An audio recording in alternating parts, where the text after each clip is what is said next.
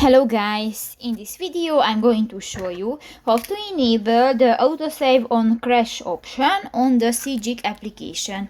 But first of all, I just want to mention, please don't forget to subscribe to our channel, because at 100,000 subscribers we are going to show you our YouTube revenue statistics and growth strategy, how to make money online. So let's jump into it. First of all, open the application on your device. Now click to the three lines at the upper right corner of the screen, and here click to the second button, the settings. Go to the features section and click to the second option, the smart cam, and in the dashcam section you can find the third option, the autosave on crash, and just click to the white circle and done. So just click that and you can use. So that's pretty much it for this video guys. See you in the next one. Bye bye.